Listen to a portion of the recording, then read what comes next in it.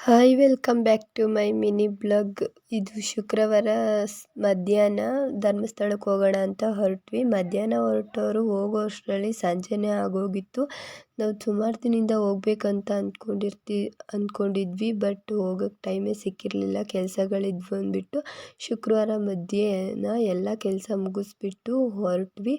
ಮಧ್ಯಾಹ್ನ ಹೊರಟಾಗ 2 ಗಂಟೆ ಆಗಿತ್ತು ಮನೆ ಬಿಟ್ಟಾಗ. ಆಮೇಲೆ ಹಾಸನ್ಗೆ ಹೋಗಿ 3 ಗಂಟೆಗೆ ನೆಕ್ಸ್ಟು ಬಸ್ ಹತ್ತೋ ಅಷ್ಟರೊಳಗೆ ಫುಲ್ ರಶ್ ಆಗೋಗಿತ್ತು. ನಂತರ ಹೆಂಗೋ ಮಾಡಿ ಸೀಟ್ ಹಿಡ್ಕೊಂಡು ಮತ್ತೆ ಧರ್ಮಸ್ಥಳಕ್ಕೆ ಹೋಗೋ ಅಷ್ಟರಲ್ಲಿ ಸಂಜೆ 7:30 ಆಲ್ಮೋಸ್ಟ್ 8 ಗಂಟೆ ಆಗಿತ್ತು. ಅಲ್ಲಿ ಹೋಗಿ ರೂಮ್ ಹುಡ್ಕೋತ್ತಿಗೆ ತುಂಬಾ ಲೇಟ್ ಆಗೋಯಿತು. ಯಾವುದ್ರಲ್ಲೂ ಖಾಲಿ ಇರಲಿಲ್ಲ. ಲಾಸ್ಟ್ ಹೋದ್ವಿ. ಅಲ್ಲಿ ಲಾಸ್ಟಲ್ಲಿ ಸಿಕ್ಕಿದ್ದು ಒಂದೇ ಒಂದು ರೂಮು.